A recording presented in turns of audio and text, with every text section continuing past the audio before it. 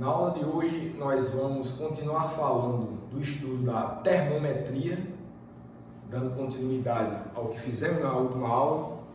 E especificamente hoje nós vamos falar sobre alguns tipos de termômetro, vamos ver dois tipos de termômetro, funcionamento detalhado, e também vamos falar um pouco sobre as escalas termométricas, pelo menos as mais populares, tá? Bom, eu adiantei aqui um desenho que é um esboço do que se chama, do que se entende pelo menos pelo termômetro a gás, é o primeiro tipo de termômetro que a gente vai abordar hoje. E o esquema desse tipo de termômetro, que era muito utilizado, principalmente no fim do século XIX, era o tipo de termômetro padrão, né, adotado pelo Comitê Internacional de Pesos e Medidas. E como vocês vão ver aqui, é um dispositivo bastante engenhoso, tá? Que é o seguinte: você tem um gás, tá certo? Contido em um recipiente aqui, esse recipiente meio esférico aqui. Esse gás ele está confinado nesse recipiente e a parede desse recipiente é uma parede diatérmica, tá certo? Levando em consideração os conceitos que a gente aprendeu na última aula. Se é uma parede diatérmica, a gente já sabe que é uma parede que permite que o calor flua através dela, tá bom? Então, é uma parede que permite que a substância que esteja do lado de dentro, do lado de fora do reservatório, atinja o equilíbrio térmico. Então, basicamente é isso. Então, você tem um gás que está confinado dentro de um recipiente de paredes diatérmicas, tá certo? Aqui você tem uma conexão, tá? Uma mangueira, se você quiser, que está conectando o recipiente desse gás a esse esquema aqui de tubos comunicantes, tá? Esse tubo em formato de U, né? Aqui. Esse tubo, ele tem duas colunas, tá certo? Uma coluna aqui eu vou chamar de M, essa coluna aqui eu vou chamar de M'. E dentro desse tubo, além de parte desse gás que está contido no recipiente, você tem esse líquido, que eu desenho aqui de azul, tá certo? Esse líquido é mercúrio, tá certo? É o metal líquido mercúrio, tá bom? Que você deposita dentro desse tubo, tá? E além disso, você tem a conexão desses tubos comunicantes M' aqui, com essas colunas M'. Você tem uma mangueira flexível, uma mangueira de borracha, tá certo? Que conecta esse tubo a um reservatório de mercúrio, tá? Eu vou explicar como é que tudo vai funcionar. Então você tem aqui um reservatório com mercúrio, você deposita, e esse mercúrio aqui, ele é capaz de fluir entre esses tubos comunicantes aqui e esse reservatório, essa mangueira é flexível, de modo que você pode manipular a posição desse reservatório, tá bom? Bom, então, como que é o funcionamento desse gás? Então, a primeira coisa importante, do termômetro a gás, né? Como é o funcionamento desse termômetro? A primeira coisa que tem que ser identificada é, como a gente viu na aula passada, qual é a propriedade termométrica do termômetro, ou seja, qual é a grandeza física que vai acusar a temperatura, tá certo? Óbvio, um termômetro serve para medir temperatura, mas esse termômetro ele tem uma propriedade termométrica que é uma grandeza física que vai descrever, vai se relacionar com a temperatura e vai indicar a temperatura do objeto que você está querendo medir, tá bom? Então, para começo de conversa aqui, a gente identifica que, neste caso, a propriedade termométrica é a pressão do gás. A gente pode chamar de P, tá certo? P maiúsculo. Bom, então, o que é que eu estou querendo dizer com isso daqui? A pressão do gás aqui dentro do reservatório é que vai me ajudar a entender qual é a temperatura do objeto que eu estou medindo. Então, como é que eu vou fazer esse esquema desse termômetro interagir com o objeto que eu estou medindo? Então, se a pressão do gás, já dá para entender que a parte que vai estar em contato com o objeto, com a substância que eu quero medir a temperatura, vai ser o gás, tá bom? Então, vamos supor que eu tenho um recipiente com um líquido e eu quero saber a temperatura desse líquido. Como é que eu uso esse termômetro para medir a temperatura desse líquido? Um líquido que eu não sei qual é, não sei a temperatura, não sei nada dele, mas eu só quero investigar a temperatura. Então, o que é que eu faço? Eu vou imergir esse reservatório do gás aqui no líquido, tá certo? Vou imergir só essa parte aqui, nada disso aqui vai entrar em contato com o líquido, somente o gás, tá certo? Então, você imerge isso daqui dentro do líquido, esse recipiente dentro do líquido, e como as paredes desse recipiente, como eu já falei, são paredes, é uma superfície diatérmica, então é possível, tá? É permitido que calor seja trocado entre o gás e o líquido que você está querendo medir a temperatura. Tá? Tudo bem, então você imerge, espera um certo tempo para garantir que o equilíbrio térmico vai ser atingido, e aí você, quando o calor parar de fluir, né, através daquela parede do reservatório, você sabe que você espera um tempo razoável para que o calor pare de fluir, e você entende que o gás entrou em equilíbrio térmico com a substância que você está querendo averiguar a temperatura. Ótimo, então essa é a primeira parte.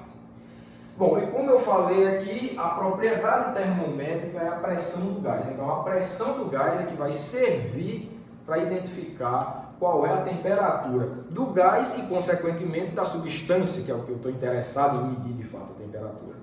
Né? E o gás vai indicar porque vai estar em equilíbrio térmico com a substância. Tá, então o que precisa ser entendido aqui é que o restante, essa parte já está entendida para que serve. Você vai imergir na substância e vai esperar o equilíbrio térmico. Pronto, essa é a primeira parte que você precisa entender. Todo esse restante aqui do aparato é o que vai te servir para medir justamente a propriedade termométrica, que é a pressão. Então, todo esse esquema aqui desses tubos, desse mercúrio, dessa mangueira, isso é um esquema que vai te servir para medir a pressão do gás. Isso era feito, é um esquema rudimentar, se você entender, for comparar com medidores de pressão que a gente tem atualmente, óbvio, mas isso é um esquema rudimentar que se usava aí no final do século XIX, e era, de novo, repetindo, né? Então era o termômetro padrão adotado pelo Comitê Internacional de Pesos e Medidas da época, certo? Ok, então vamos entender como que se mede a pressão de um gás, certo? Com um esquema como esse.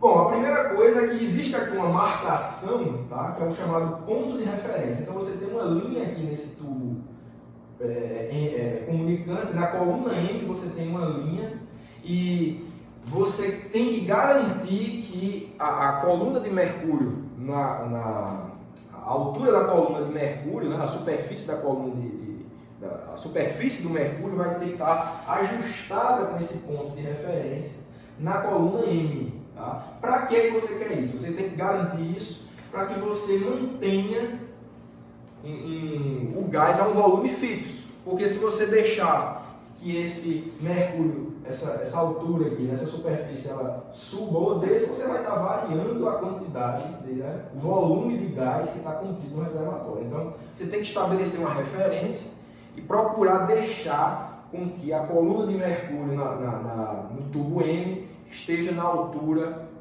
fixa, na altura do ponto de referência ali, para garantir o volume constante do gás. Então, esse é a primeira coisa que a gente precisa entender, tá bom? Então, independente de qual seja a temperatura da substância que você está querendo medir, toda vez que você for usar esse termômetro, você precisa garantir que o mercúrio vai estar, a superfície do mercúrio vai estar alinhada com o ponto de referência. Esse é o primeiro passo, certo? Tá bom, então, como é que você mediria a pressão, né, do gás nessa situação? Bom, se você tem um tubo comunicante como esse, e essa coluna M', ela está aberta, tá certo? Ou seja, a pressão aqui é a pressão atmosférica, tá bom? Então, se você pega essa altura aqui do ponto de referência, qual vai ser a pressão, tá, a essa altura do ponto de referência? Ora, vai ser justamente, né, a pressão devido ao peso dessa coluna de mercúrio aqui, tá? A pressão devido a essa coluna de mercúrio de tamanho H, né? Onde H é a diferença das alturas, né, das colunas de mercúrio entre os tubos, entre as colunas, no caso M e M', tá? Mais a pressão atmosférica. Então, a pressão aqui, tá, que é igual à pressão aqui, tá bom? Então, vai ser igual a pressão dessa coluna de mercúrio mais a pressão atmosférica. É a soma das duas. Certo? Então, esse é o fator que vai te auxiliar na medição da pressão naquela... a pressão do gás, tá certo? Como, claro, né, no princípio aí de Pascal, né, a pressão vai ser igualmente, se o gás está em equilíbrio ali, a pressão nesse ponto do gás vai ser a pressão em todos os pontos dele, tá certo? Então essa pressão que você está medindo aqui vai ser a pressão do gás. A pressão ela é constante, se o gás está em equilíbrio, então qualquer ponto do gás vai ter a mesma pressão. Então, você medindo a pressão aqui com esse esquema, você vai estar identificando qual é a pressão do gás, no caso. Tá bom? Ótimo. Então, falta só a última parte. Para que serve aqui esse esquema dessa mangueira flexível e esse reservatório de mercúrio? Bom, isso aí é muito simples, né? Isso aqui é só para... é um esquema, né? Um artifício extra que você vai utilizar para garantir que a altura da coluna de mercúrio na coluna M, né, vai estar alinhada com o ponto de referência. Então, se você quiser baixar um pouco, tá, você pode manipular essa mangueira ou colocar mais mercúrio, né, dentro do reservatório, mover ela para cima, para baixo. Aí você vai estar manipulando, tá certo, a altura da coluna de mercúrio em milhinha e, consequentemente, vai estar conseguindo manipular na coluna M também. Certo? Se você afasta aqui, tá certo? Ou se você desce, sobe com esse reservatório, você consegue manipular a altura das duas colunas de mercúrio. Mas a ideia aqui é conseguir manter o volume do gás constante, certo? Ou seja, alinhar a altura da coluna de mercúrio, a altura da coluna M, né, de mercúrio com o ponto de referência.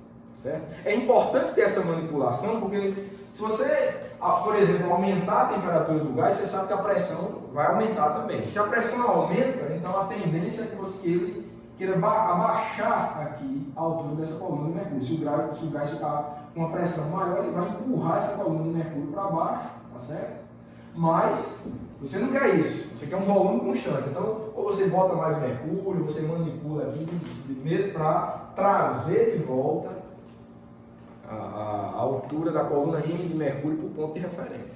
Essa que é a ideia. Então você precisa desse artifício aqui para conseguir alinhar a coluna M de mercúrio com o ponto de referência. Então é para isso que serve. Tá bom?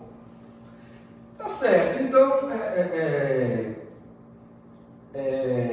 uma forma, acho que vocês já devem saber uma forma de a partir da pressão do gás identificar qual é a temperatura, né? Quem lembrar aí da equação de estado dos gases ideais, né? Sabe que tem uma relação entre pressão e temperatura, eu já escrevi essa relação aqui. Então, é dessa forma que a propriedade termométrica P vai conseguir identificar qual é a temperatura do gás e, consequentemente, da substância que você está medindo. Então, essa que é a ideia. Certo? Bom, então, tendo dito isso, o que é que a gente tem? Então, considerando o gás como ideal, temos que PV, tá? Essa é a equação, famosa equação de estado, né, dos gases ideais. Vai ser igual a nRT, tá certo? Essa vai ser a nossa primeira equação de hoje, certo? Onde P é pressão, né? V é a pressão do gás, tá? V é o volume do gás, T é a temperatura do gás, Nzinho é o número de mols do gás, a quantidade de gás que você tem ali, tá? Número de mols, e R é a constante universal dos gases. Tá? É uma equação bastante conhecida, tenho certeza que todos vocês já se depararam com essa equação aí, tá bom? Então, como vocês podem ver, mantendo o volume do gás constante, tá? O número de partículas, o número de moléculas do gás é constante, então esse número N aqui, que é o número de mols, é constante, a constante universal dos gases, obviamente, é constante. Então, mantendo o volume fixo, está aqui a importância. Se você mantém o volume fixo, você tem uma relação direta entre pressão e temperatura. Certo? Então, é assim que a pressão acusa qual é a temperatura naquela situação. É a partir da equação de estado dos gases ideais.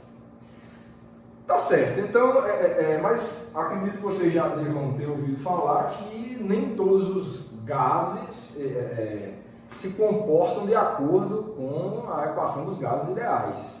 Tá? Na verdade, nenhum gás obedece exatamente essa equação. Tá? Esse aqui é um limite de um gás real, quando ele é bastante rarefeito, tá? E quando a interação entre as partículas desse gás é muito pequena, né? A interação de origem eletrostática, né, entre as moléculas do gás é muito pequena, né? Ou seja, as moléculas passam umas pelas outras, interagem só através de colisão, mas não se atraem, não se repelem, etc. Tá? Então, essa é a condição, de acordo com a teoria cinética dos gases, que é outra teoria, a definição de gás ideal, né, é um gás que segue essa equação, e para que na prática um gás real siga, né, ou se aproxime dessa descrição aqui, é preciso que ele seja rarefeito, que a interação das moléculas seja muito pequena, tá? Relativamente pequena. Tá, então para que você utilize esse termômetro, né, e queira uma relação entre pressão e temperatura de acordo com a equação de estado dos gases ideais, né, é interessante que este aqui seja um gás rarefeito.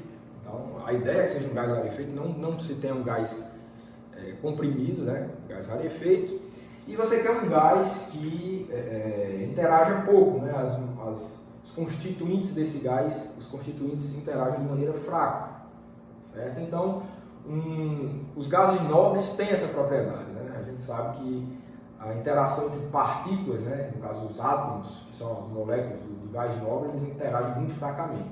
Então, nesse esquema, o que se adotava é que o gás que deveria ser utilizado deveria ser o gás hélio, tá? O gás hélio, que é um gás nobre, tá? Os átomos de hélio interagem muito fracamente entre si, e pouco gás hélio para ficar rarefeito. Tá? Então, é um gás real, claro, né? Isso é feito na prática, mas em relação a hidrogênio, a oxigênio, etc., ele se comportava de modo muito mais fidedigno, né, em relação a essa equação do que outros tipos de gases, tá certo? Então, essa que é a ideia. E só para chamar a atenção, claro, só para escrever aqui, né, que é a equação dos gases ideais. Equação de estado, né, dos gases ideais. Bom?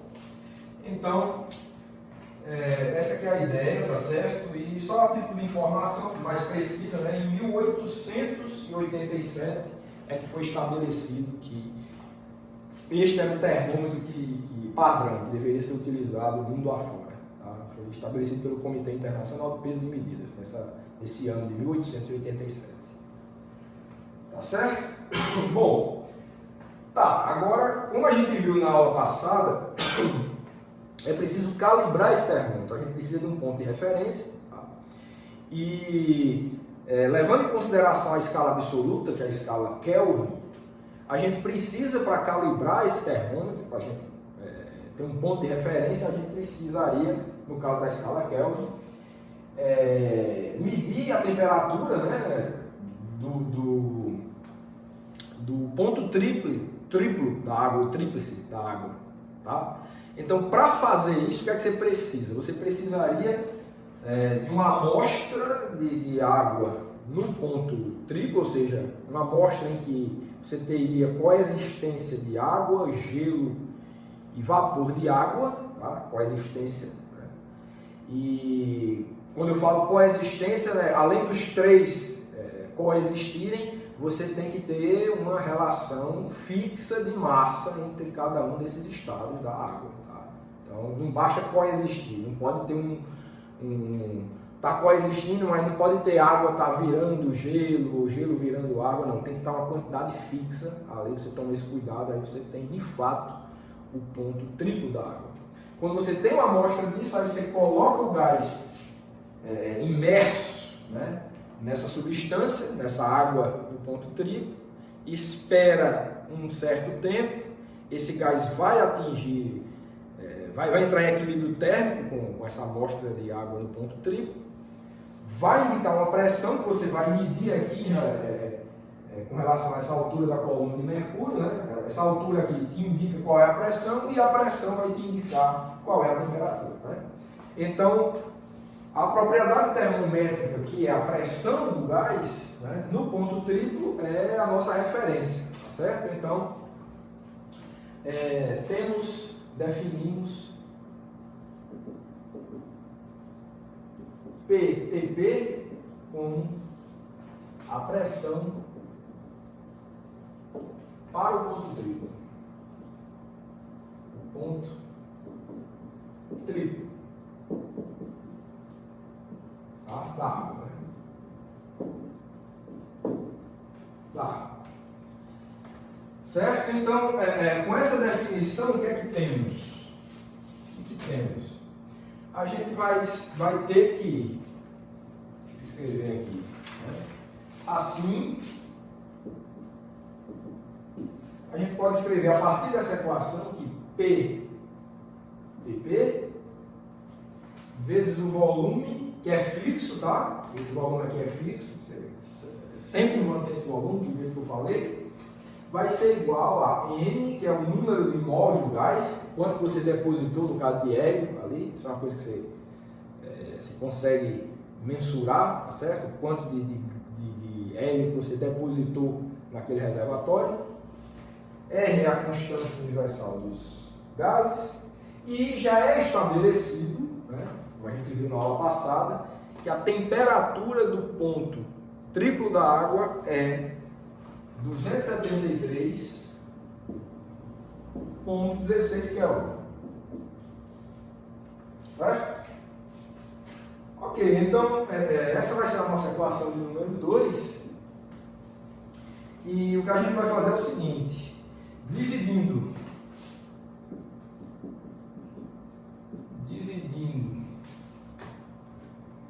1 por 2,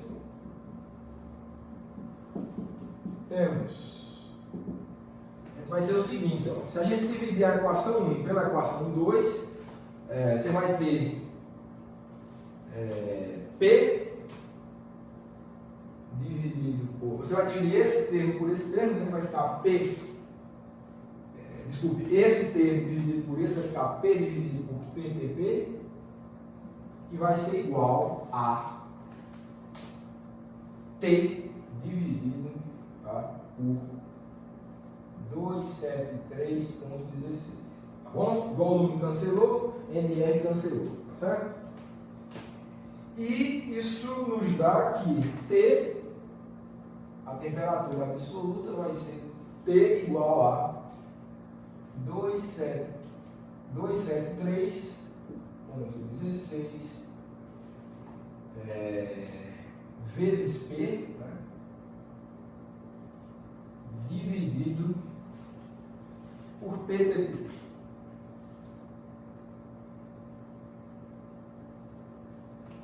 Essa é a equação 3 da gente.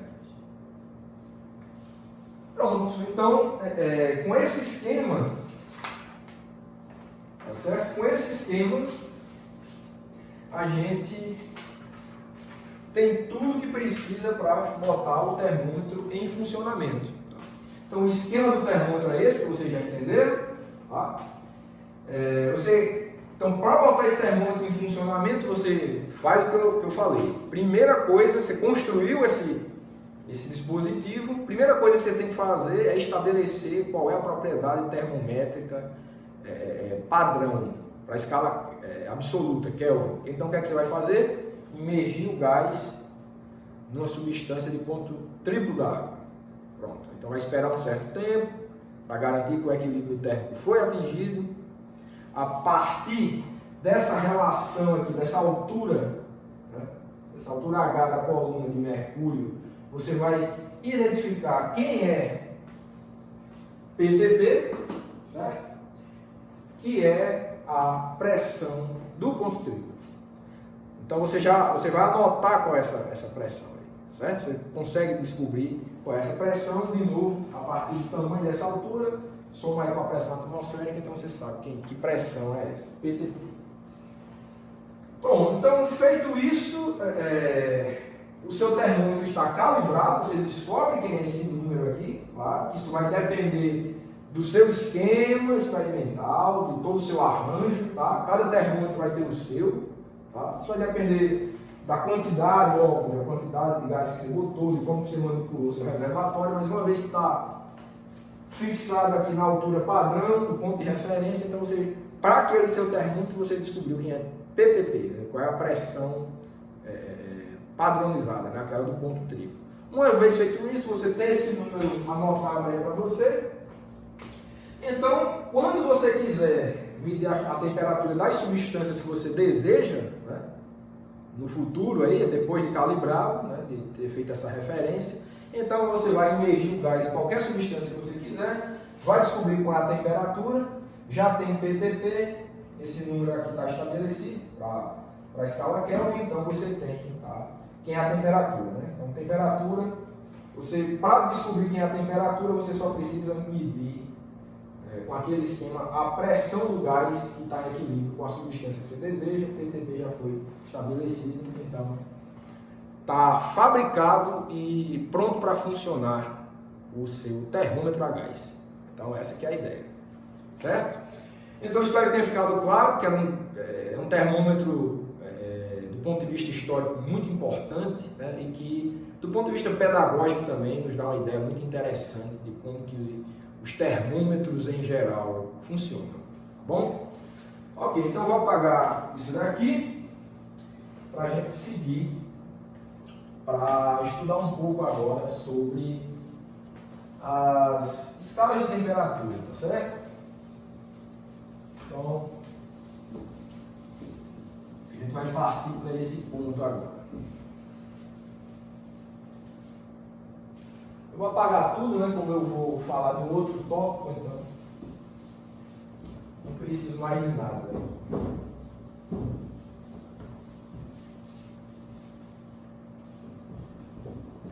Apagar aqui também.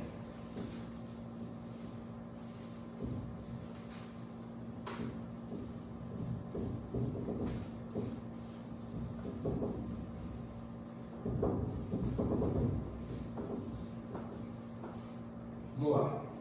Então, o que eu vou falar agora para vocês é sobre a escala de temperatura Celsius.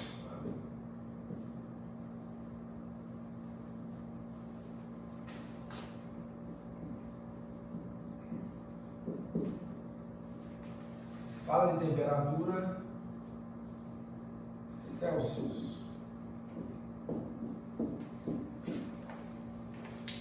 Bom, então, eu já falei sobre essa escala de temperatura na aula passada, né? Só vou fazer um comentário extra hoje. Primeiro, graus Celsius ou graus centígrados é a mesma coisa, né? Já havia comentado isso. Essa é a escala de temperatura mais utilizada nos países do mundo, tá? Então, a maioria dos países adota a escala Celsius ou centígrada, né? para medir temperatura. Então, óbvio que é uma escala importante. Não do ponto de vista científico, mas do ponto de vista cultural, digamos assim. Tem uma história para a humanidade muito importante. Se vocês lembrarem da aula passada, eu falei que a escala Celsius foi definida com base em 2 pontos de referência, né? Um era o ponto de fusão da água e o outro era o ponto de ebulição. O ponto de fusão era definido como sendo o 0 da escala Celsius e o ponto de ebulição da água, né, era definido como 100, o número 100 da escala Celsius, né?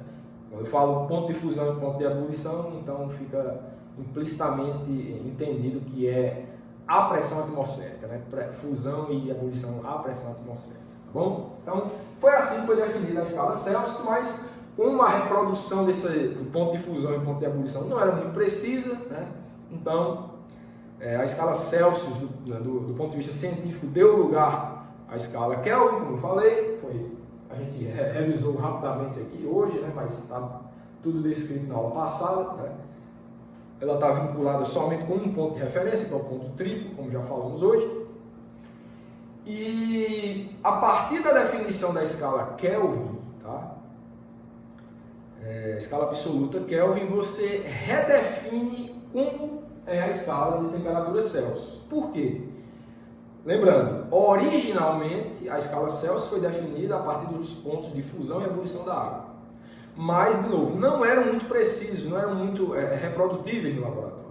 Então, o ponto triplo era mais, então redefiniu-se uma nova escala, que é a escala absoluta, e a partir da escala absoluta aí você redefine a escala Celsius, que aí ela fica precisa. Certo? Então, é um modo de você manter o uso da escala Celsius, mas vinculado com a escala padrão do ponto de vista científico, que é a escala Kelvin. Essa que é mais reprodutível, é mais fácil de calibrar, como a gente já vem discutindo. Então, após o estabelecimento da escala Kelvin, a escala Celsius ficou definida da seguinte forma. Então, após o estabelecimento da escala absoluta,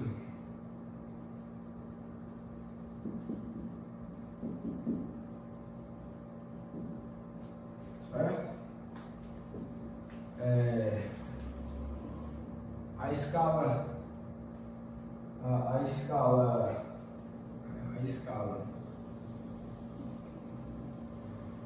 Celsius ficou definida com... Então ficou assim, ó, a temperatura θ em graus Celsius, ela ficou igual a temperatura absoluta, que é em Kelvin, tá? Eu vou botar aqui entre parênteses, K maiúsculo de Kelvin, menos 273,15, tá? Não é 16 não, ponto 15. Isso, o 15 e o 16 tem a ver com o fato da temperatura da fusão da água variar, ser diferente da temperatura do ponto triplo por 0,01 Kelvin, tá certo? Então, por isso que só chamando a atenção porque esse número é diferente daquele lá do ponto triplo, tá? Bom, então essa é a nossa equação do número 4, tá? Eu acho que está óbvio porque foi redefinido dessa forma, porque você encontrou algo mais preciso e mais fácil de reproduzir, que era o estabelecimento da escala absoluta Kelvin, então você não precisava manter aquela forma de estabelecer a temperatura Celsius, que era imprecisa. Você pega o que é preciso e estabelece uma relação matemática direta, que aí a sua escala Celsius ela vai ficar precisa também, né, porque está diretamente relacionada com a escala absoluta. Então, ficou assim, a partir, né, de 1954, a escala Celsius foi redefinida dessa forma. Tá? Mas, relembrando que a escala de temperatura científica, né, do Sistema Internacional de Unidades, adota o Kelvin como a escala a unidade de medida de temperatura. Tá bom? Então, esse era o comentário que eu queria fazer sobre a escala Celsius, mas agora eu vou retornar para a questão da construção de termômetros e vou falar de um outro tipo de termômetro. Eu iniciei a aula falando do termômetro a gás, eu agora vou falar de um outro tipo de termômetro, que é o termômetro de resistor de platina. Tá? Então vamos lá, termômetro de resistor de platina.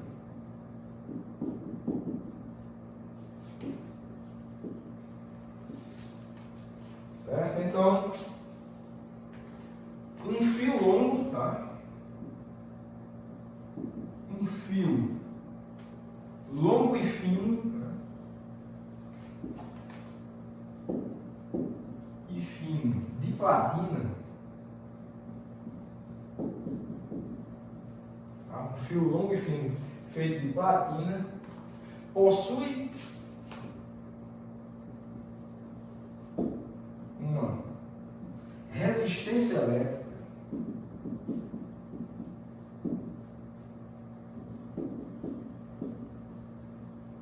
dada por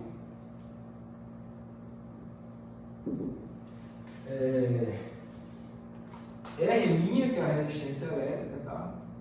Em função da temperatura, é observado experimentalmente que a resistência elétrica de um fio de platina, um fio fino e longo de platina, tem uma dependência muito... obedece a uma equação muito bem estabelecida, tá? Uma relação funcional muito bem estabelecida entre com a temperatura. Então, resistência e temperatura para um fio de platina, fio longo, é observado experimental que eles têm uma relação funcional muito simples, tá? E que se mantém por um largo intervalo de temperatura, como eu vou comentar. Então, é observado em experimentos que essa resistência do fio de platina é dada como R'TP, que multiplica 1 mais AT mais B T ao quadrado. Essa é a nossa equação número 5. Tá certo? E o que é que ela nos diz? Bom, primeiro eu vou fazer um esboço aqui do que seria o fio de platina, tá certo? Um fio fino e longo, tá certo? Esse fio de platina, né, ele tem, claro, um comprimento L, tá? Tem uma área de secção transversal, né, A, certo? E como é que esse termômetro funciona? Né? Como é que esse termômetro vai funcionar? Ele é o seguinte, então imagine que isso aqui é o fio de platina, isso aqui de vermelho, tá? Isso aqui de vermelho é o fio de platina. Você estabeleceu experimentalmente uma relação funcional entre a resistência elétrica desse fio de platina e a temperatura, né, da substância com que esse fio de platina está em contato térmico. Então, como é que você utiliza um termômetro como esse? Então, de novo, imagine que é um líquido, de novo, que você quer medir a temperatura dele. Você vai imergir esse fio de platina, né, nesse fluido aí, por exemplo, que você queira medir a temperatura, ou pode ser do ambiente também, de um gás, etc. E você vai estabelecer uma forma de medir a resistência elétrica disso. Então, óbvio, você vai causar aqui uma diferença de potencial, né, de modo a fazer com que uma corrente elétrica flua por esse fio de platina, né, e a partir dessa relação da diferença de potencial que você estabeleceu e da corrente elétrica que está fluindo nesse fio de platina, você registra qual é a resistência elétrica desse fio de platina. E como a gente já sabe, né, dos cursos aí de eletromagnetismo, essa resistência elétrica depende da geometria desse fio, né, do comprimento desse fio, da espessura dele, etc. Da geometria, de forma geral. E depende também da temperatura, aí que tá, a relação é essa. Dado o fio de platina, você tem essa relação aqui. A resistência em função da temperatura vai variar dessa forma. Tá? R, que é R''TP. Como esse índice TP a gente já sabe que tem a ver com o ponto triplo da água. Então é o número, esse é o parâmetro que vai te servir para você calibrar o teu termômetro. Então, primeira coisa, tem um fio de platina, você está com a configuração dele pronta para servir de termômetro para você, então você vai, primeira coisa, calibrar. Como é que faz isso? De novo, imerge esse fio de platina numa substância de ponto triplo da água, espera um tempo para entrar em equilíbrio térmico, mede a resistência elétrica, essa resistência elétrica vai ser o R', é o número que você tem aqui. É uma grandeza em ohms, né, que é a unidade do Sistema Internacional de Resistência Elétrica. Bom, aí aqui você tem essa relação aqui, entre parênteses, você tem 1 mais A e T mais BT quadrado. A e B são parâmetros de ajuste, tá, que vão depender de fato da geometria desse fio de platina. Também vão depender aí da espessura e do comprimento desse fio de platina. Certo? Então, são parâmetros que você vai medir a partir de testes. Bom? Então, primeiramente, tem o seu fio de platina que você quer que vire um termômetro para você. Tá? Então, você tem que ter um dispositivo aí de oferecer uma diferença de potencial ao fio de platina, etc., de modo que você consiga acessar a informação da resistência elétrica dele. Faz isso quando ele estiver em contato, em equilíbrio térmico com uma substância de ponto triplo da água, aí você obteve o seu R''TP. Após isso, você vai fazer medidas com esse fio de platina em contato com outras substâncias diferentes de ponto triplo da água. Certo? Então, medindo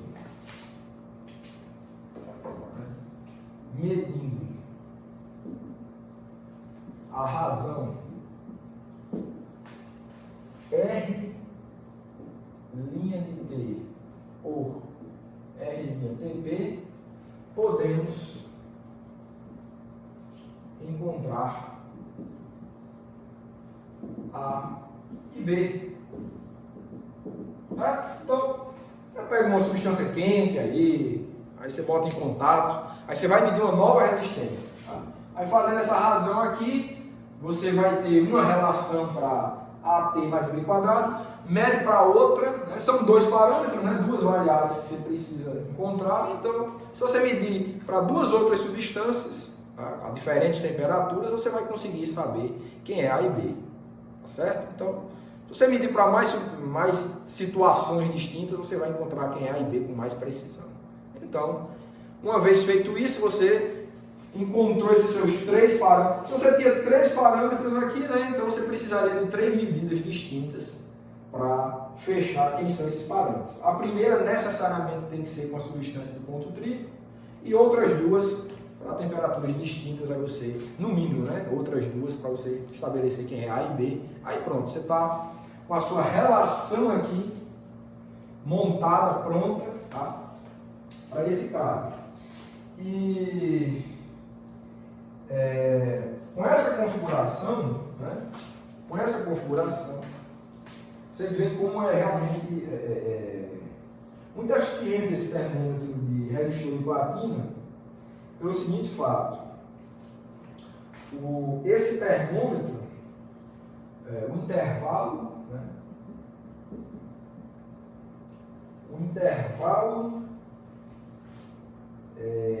de atuação desse termômetro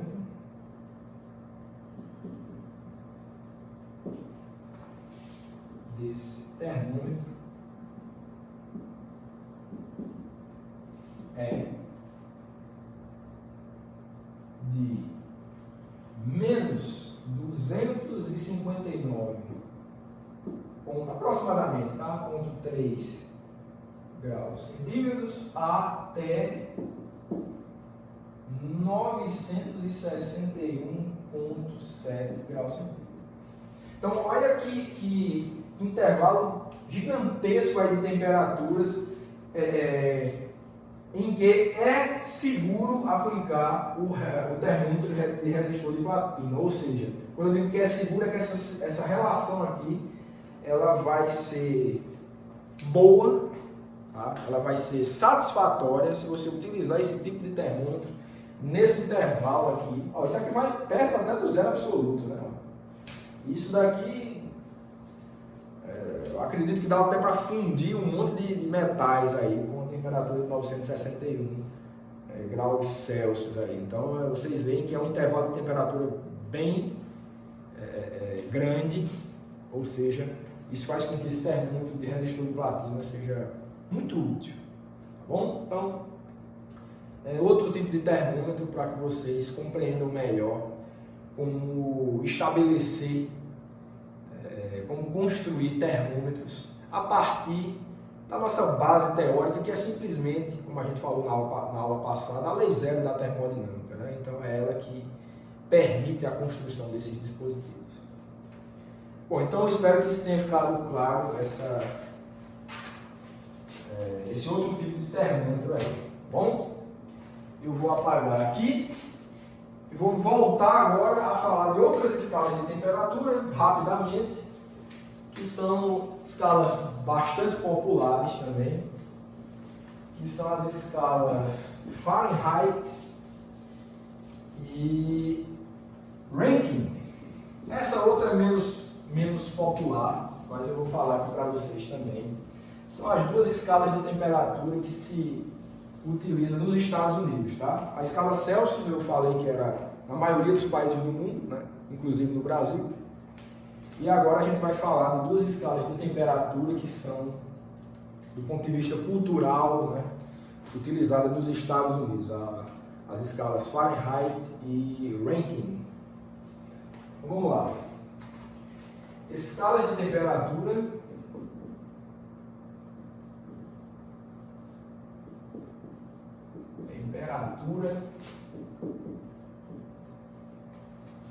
Rankine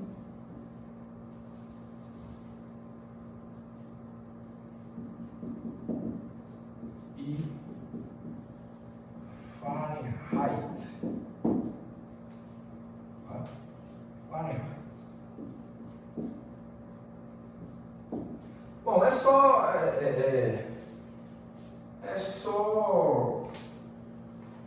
que tem que falar sobre essas escalas de temperatura, como eu já falei, né? A escala padrão é a Kelvin. Essa que é a mais segura de se estabelecer, a mais precisa e a mais reprodutível em termos de calibragem. Tá? Então, qualquer outras escalas, né, tem que ser, se você quer uma boa precisão para a utilização de qualquer escala de temperatura, então você tem que arrumar uma forma de vincular com a escala absoluta. Tá? Eu não tenho certeza da Rankine, mas a escala Fahrenheit foi estabelecida muito antes da escala absoluta, tá certo? Então ela tem uma história também por trás, assim como a escala Celsius. Tá? Se bem me lembro, assim como a escala Celsius, a Fahrenheit também foi construída com base em 2 pontos de referência, né? E historicamente os pontos de referência seriam a fusão da água com sal e a temperatura do corpo humano. Tá? Então, são dois eventos importantes também, claro, assim como a fusão e a ebulição da água. Então, a escala Fahrenheit foi definida em termos dessas coisas também, mas obviamente bastante impreciso, né? De estabelecer uma escala de temperatura com base, por exemplo, na temperatura do corpo humano. Né? Então, você vai encontrar uma variação de temperatura importante de uma pessoa para outra. Então, não é um bom parâmetro, né, de se estabelecer uma temperatura, uma escala de temperatura. Tá? Então, o que eu quero falar sobre essas escalas é que elas têm uma história, né, interessante. mas após o estabelecimento da escala absoluta, que em termos científicos, tudo que a gente precisa é fazer um vínculo matemático dessas escalas que permaneceram na cultura popular com a escala absoluta. E é isso que a gente vai fazer agora. Então, a escala Rankine é vinculada à escala Kelvin com, vamos ver qual é a relação que essa escala Rankine tem com a escala Kelvin.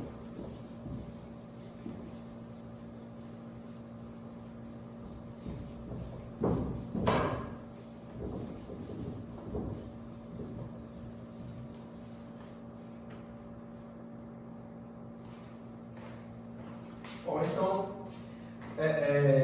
a temperatura na escala Rankine vai ser simplesmente dado com 9/5 da temperatura na escala Kelvin, certo? Eu acho que essa é a equação de número 6, acredito. Acho que é a equação 6 essa. Bom? Então só isso, só precisa isso. A gente estabeleceu a Kelvin, a Rankine é dada dessa forma, e a escala Fahrenheit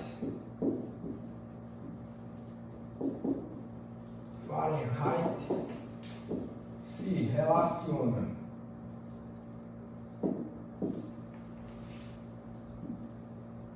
com a Celsius como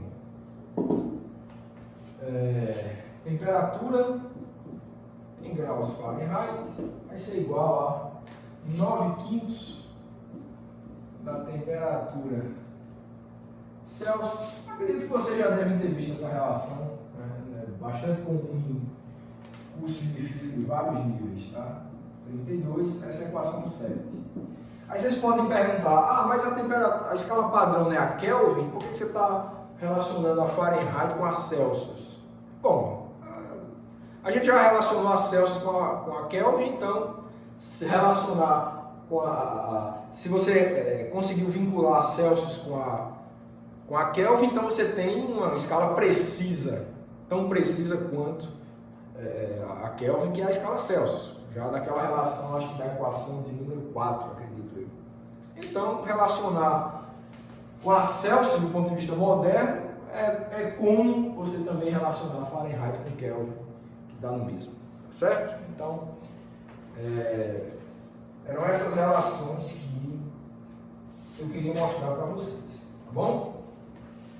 Bom, pessoal, então, em termos de conteúdo, tá, dessa parte inicial de termometria, né, de estudo de equilíbrio térmico, lei zero, construção de termômetros, esse era o conteúdo que eu queria mostrar para vocês, tá certo? Mas, para fechar de fato, para fixar melhor esse conteúdo, eu queria fazer com vocês alguns exercícios, tá, sobre termometria, para fixar melhor esse conteúdo. Então a gente vai fazer 2 exercícios aí do livro texto, do livro do Zemansky, para a gente ver a resolução e para ajudar no nosso entendimento, certo? Então vamos lá.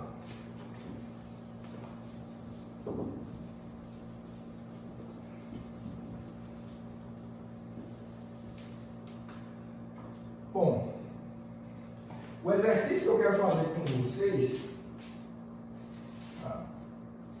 é o exercício 1.3 do livro, tá? Capítulo 1. Né? Exercício 3 do capítulo 1, 1.3. Eu vou ler o exercício, tá? Que a gente vai resolvendo passo a passo, discutindo, né? Para fixar o conteúdo. Bom, o exercício diz o seguinte: a resistência elétrica R' de um resistor particular de carbono obedece à seguinte equação. Então você tem uma relação aqui, ó, raiz do logaritmo R' dividido por T é igual a um parâmetro A mais um parâmetro B vezes o logaritmo de R'. Certo? Onde A é igual a menos 1,16 e B é igual a 0,675. Bom, então, foi definido dessa forma. Tá? O problema te diz que você tem um resistor de carbono, feito de carbono, em que a resistência elétrica dessa peça de carbono se relaciona com a temperatura dessa forma esquisita aí, né? Dada por essa equação e esses parâmetros A e B. Tá? Então, a primeira pergunta que o exercício faz é o seguinte: em um criostato de hélio líquido, a resistência encontrada foi de 1000 ohms. Qual a temperatura? Então, a letra A pergunta o seguinte: dado, né, a resistência igual a 1000 ohms, né, qual é a temperatura? Certo? Bom, aí é bem tranquilo, né? Só isso, é bastante simples. A gente está começando a treinar os exercícios. Então a relação está direta, né? A relação é essa, entre a resistência e a temperatura. Você tem dois parâmetros que foram dados aqui, A e B. Com um termômetro feito com uma dada peça de carbono, foi encontrado que R' era 1000 ohms. Ou seja, o termômetro já está calibrado, tá? Se tem essa equação aqui, você já calibrou de alguma forma que encontrou essa relação aí. Então, já com o seu termômetro calibrado, se você faz esse termômetro, nessa peça de carbono, entrar em equilíbrio térmico com a substância e a resistência encontrada foi 1000 ohms, qual é a temperatura? Essa é a pergunta. Então é muito simples, né? É só você substituir R' aqui, 1000 ohms aqui, e você já tem quem é A e B e encontra quem é a temperatura. Certo? Então, solução. Solução é o seguinte.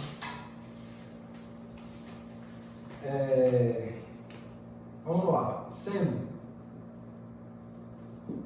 R igual a 1000 ohms, você vai ter da relação, quando você substituir, o log de 1000 é 3, né? Isso é um log base 10, tá? Então, você vai ter raiz de 3 dividido por T igual a mais 3B, tá certo? Porque você tem log de R' aqui também, então log de 1000 é 3, então ficou A mais 3B. Bom? Certo, então, como é que você encontra a temperatura daí? Então, daqui você encontra que T vai ser igual a 3, né? Você vai levar os dois lados aqui ao quadrado, né? Então, vai ficar 3 dividido por A mais 3B ao quadrado. Certo? E se você substituir esses valores aqui de A e de B, você encontra que T é igual a 4 Kelvin. Tá? Lembrando que quando você botou T aqui é porque é a temperatura na escala absoluta, né? Senão era um θ. Mas é T, então é a temperatura absoluta. Pronto, só isso. Está respondida a letra A. Tá certo? E o número é bem baixo, né? Mas se você lembrar, o problema ele fala que o termômetro foi colocado aí num criostato com hélio líquido. Então, se é hélio líquido, a temperatura realmente é próximo do zero absoluto, né? É muito baixo. Tá certo? Então é isso, está resolvida a letra A. Então vamos agora partir para a letra B, tá bom?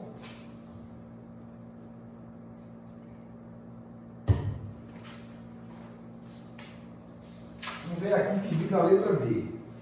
A letra B, ela pede o seguinte: faça um gráfico log-log, tá? Ou seja, escala logarítmica, tanto na abscissa, né?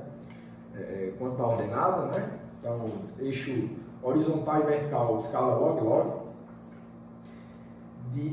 Então, faça o gráfico log-log de R' contra T no intervalo de resistência de 1000 ohms a 30.000 ohms. Essa que é a pergunta. Tá, então, vamos lá. Para a letra B, o que é que a gente tem? A gente tem aquela relação ali, né? Então, letra B, vamos para a solução. Ele quer um gráfico da escala log-log, tá? Ou seja, ele quer um gráfico de log de R' em função de log de T. Log-log. Relação de R' com T com escala logarítmica para ambos. Então, você tem que achar uma relação entre log de R' e log de T. Tá bom? Com base partindo dessa equação aqui, que aqui o problema nos deu. Então vamos fazer o seguinte, ó, fazer a mudança de variável aqui, chamando x igual a log de R', temos. Você vai ter o seguinte, para aquela equação ali, então você vai ter raiz de x sobre t, né? É igual a mais bx. Tá? Só isso. Se você chamar o log de R' de x, você escreve isso daqui. Tá bom? Então a gente vai conseguir achar uma relação entre t e x. Tá certo? Então isso nos dá o seguinte, ó. Levar ao quadrado dos dois lados, você vai ter x dividido por t igual a mais bx ao quadrado. Isso nos dá que t é igual a x dividido por a mais bx ao quadrado. Bom? Então você achou essa relação. Tá, então, lembrando que x já é log de r, tá? Mas eu quero uma relação log de R' com log de T. Tá? Então, eu vou tirar o logaritmo de T aqui. Né? Esse aqui já é o logaritmo de R'. Então, aí sim eu vou achar uma relação entre log de T e log de R'. E poder fazer o gráfico depois disso. Então, o que é que a gente faz agora? Outra mudança de variável. Tá? Vamos fazendo, chamando, né? Chamando y agora igual a log de t, temos.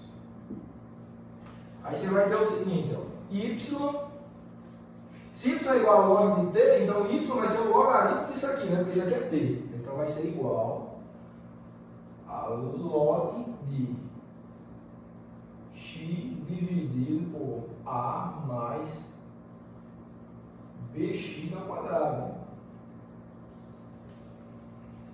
Certo? Vamos continuar aqui. Eu vou apagar aqui, tá? Acho que eu não vou precisar mais disso daqui, não. Certo? Eu não vou precisar. Qualquer coisa vocês voltam aí no vídeo para ver essa relação. Tá? Bom, então, veja o seguinte, ó. Y é log de t, x é log de R'. Então, o que o problema está pedindo no fim das contas é um gráfico de y em função de x, ou x em função de y. Aí você vai ter a sua relação log-log. Tá? Então, Então pronto, é só ajeitar as coisas, né? Então, dali, você tem o seguinte, ó, você consegue obter que y vai ser igual a log de x menos 2 vezes o logaritmo de a mais bx. Então é só usando as propriedades do logaritmo ali, da divisão, do expoente, etc. Você chega nisso, tá?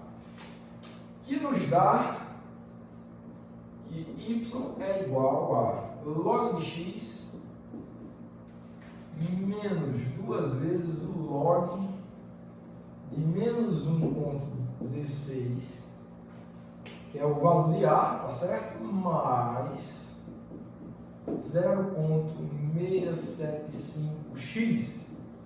Fechou.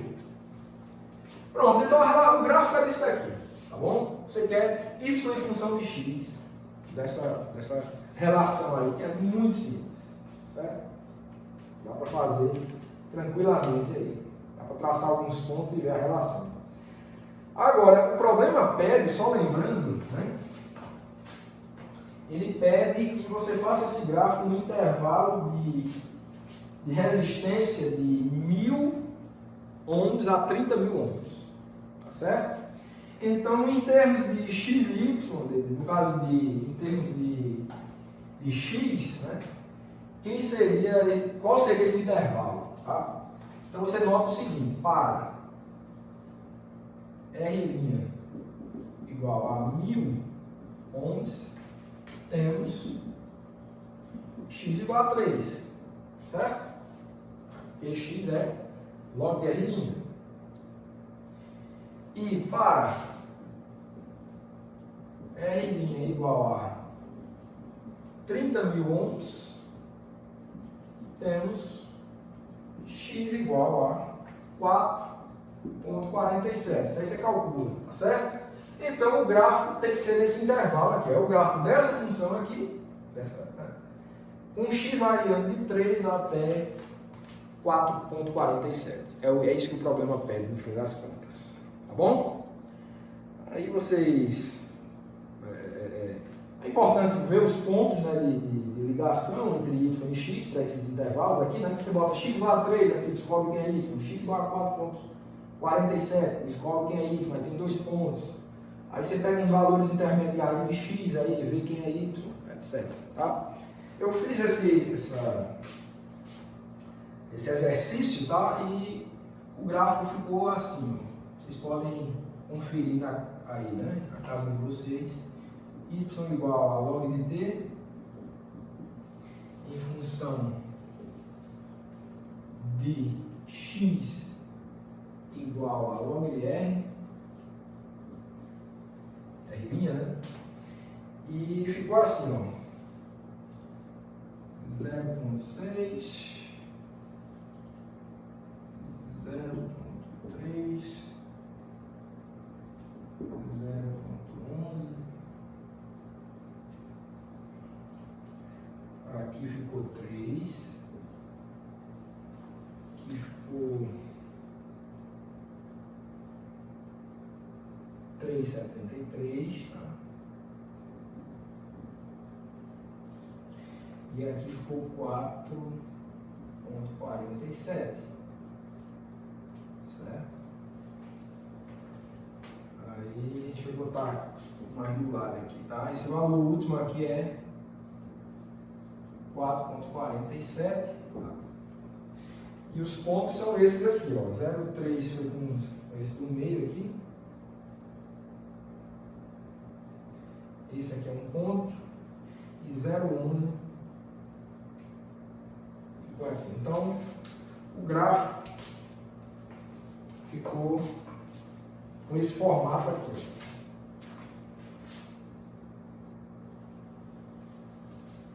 Certo? Uma curva aí meio parecendo uma linha. Né?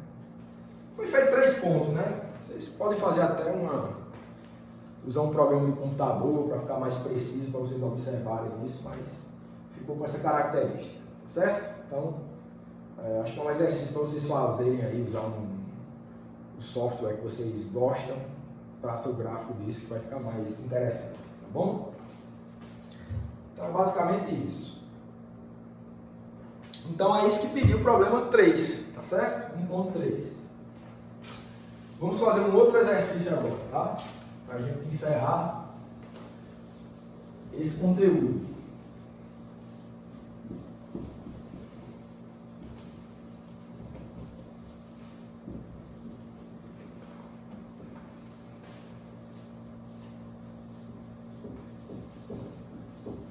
Fazer o exercício 1.7 agora com vocês.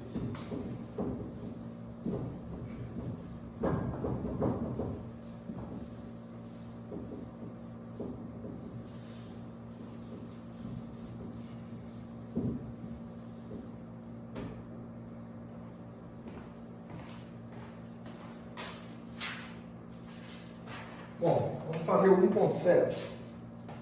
Vou ler o problema para vocês e a gente vai discutir a solução. Então, vou botar aqui 1.7.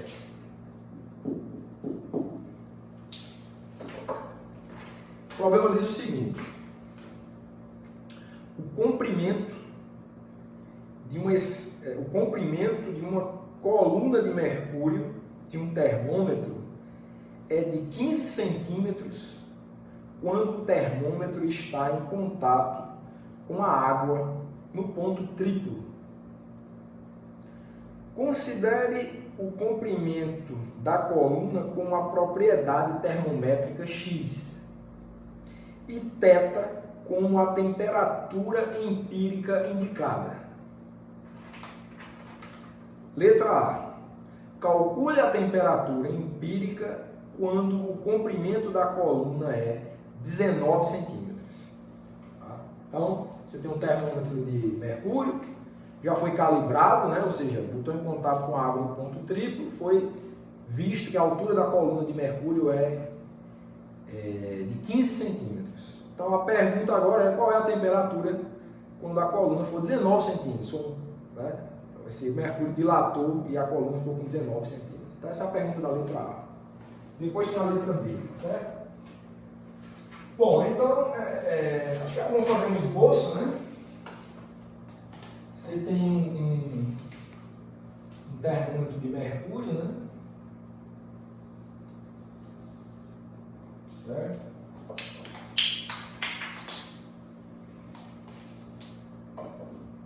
Então, você tem uma altura aqui.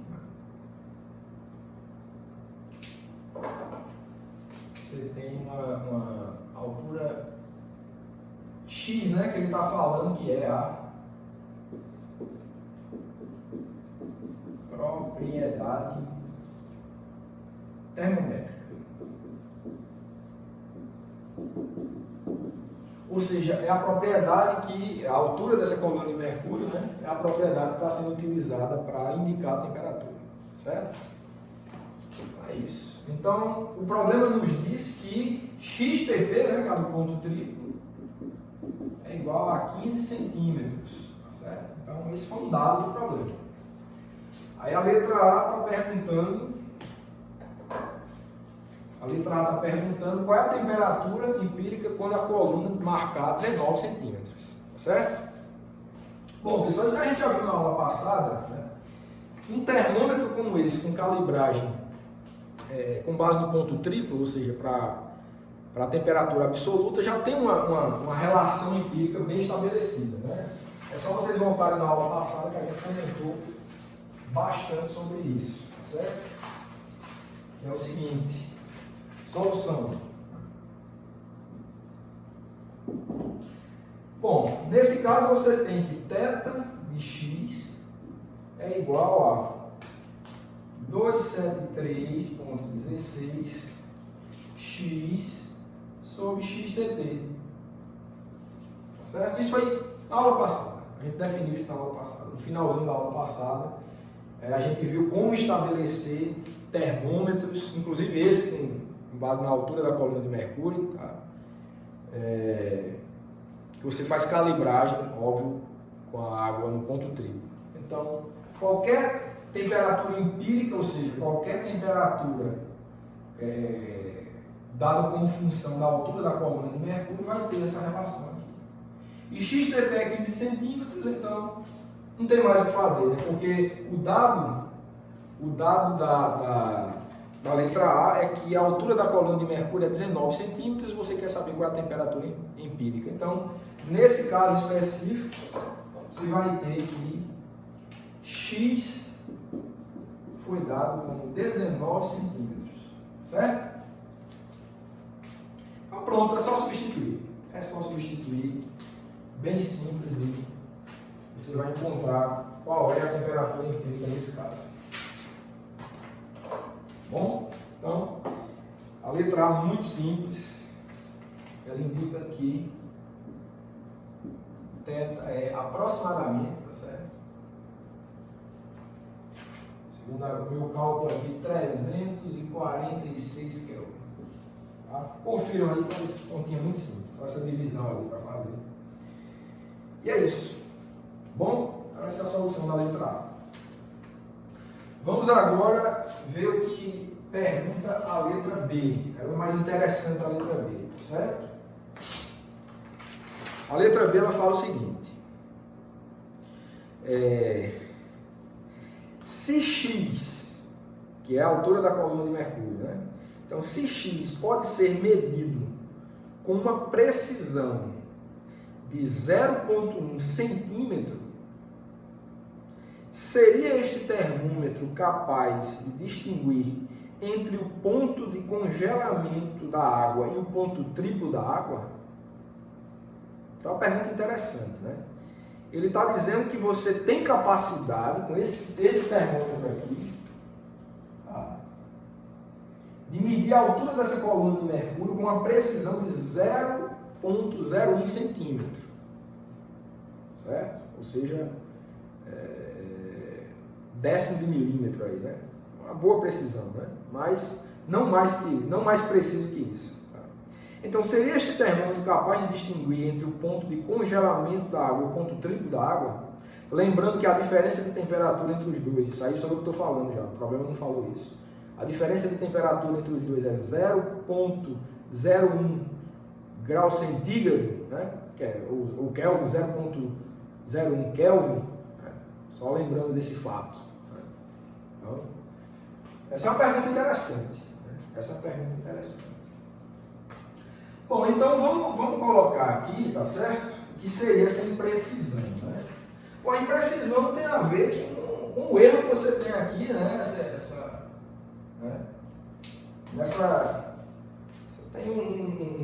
quando você olha um tubo assim como líquido, você vê que a superfície que separa o líquido do ar, né, tem uma espessura, né? Então você não tem uma precisão, óbvio, né? Você não tem uma precisão infinita na altura dessa coluna de mercúrio. Você tem um erro. Você tem um erro aqui, ó. Um erro aqui que você pode chamar de ΔX. Tá certo?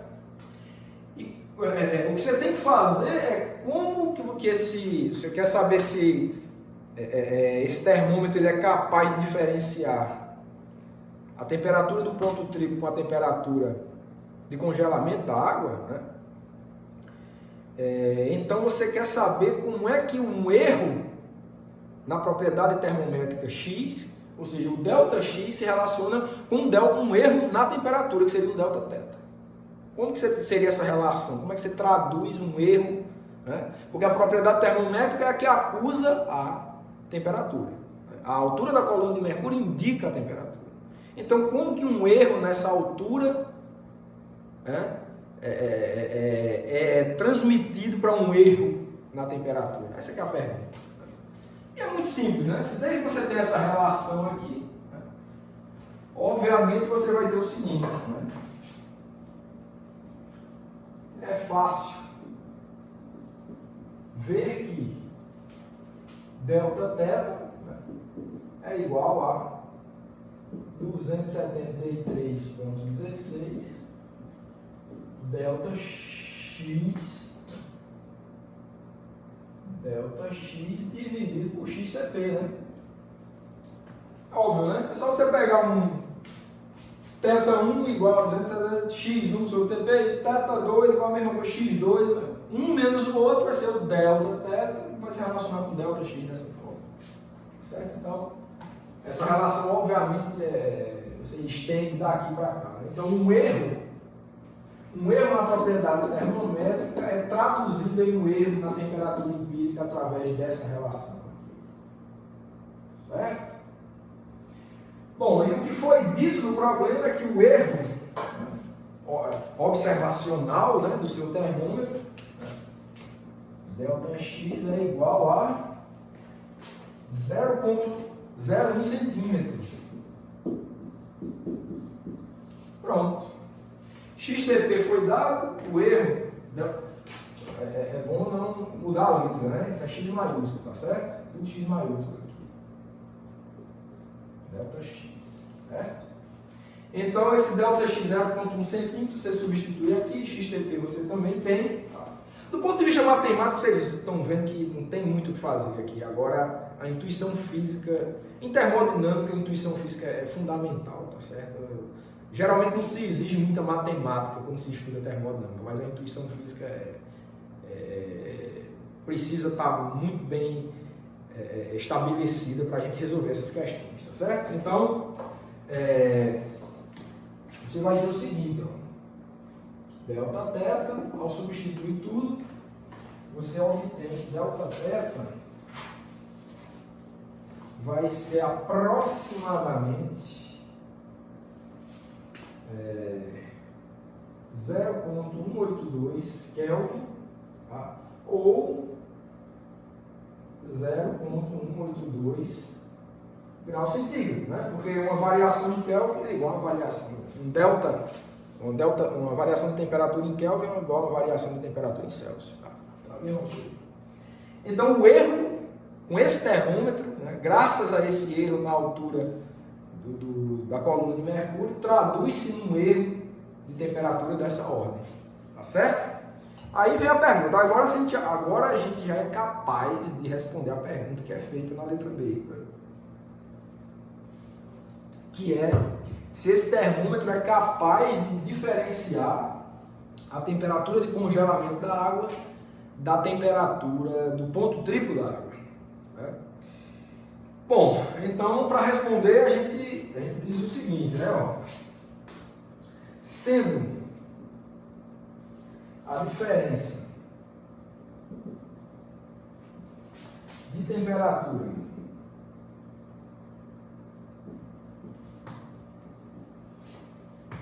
entre o ponto triplo e o de congelamento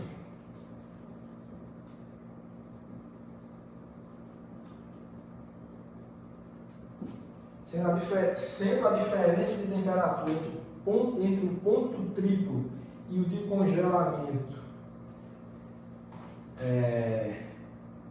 0,01 graus centígrados, tá óbvio, né?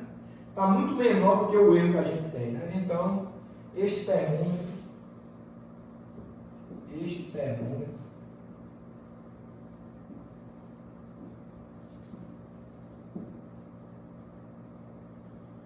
não é capaz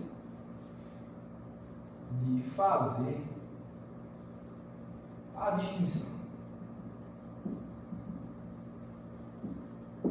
Certo? Então, não é capaz. Certo? Porque o erro dele é 18 vezes maior do que a precisão que você precisaria, né? A diferença de temperatura é 18 vezes menor do que o erro desse termômetro. Então, um termômetro como esse não seria capaz de distinguir essa temperatura de ponto triplo e de congelamento da água. Então, essa é a resposta. Então, é questão de intuição física mesmo, esse problema. A matemática é realmente bastante simples. Pelo menos até agora, né? A gente não se utiliza muito em matemática, mas de muita intuição fenomenológica. Certo? Bom, pessoal, espero que isso tudo tenha ficado claro, né? O conteúdo de termometria está sendo fechado com essa aula de hoje. Tá? Então, na próxima aula já vamos tratar de outro assunto. Então, eu vou aguardar vocês na próxima aula.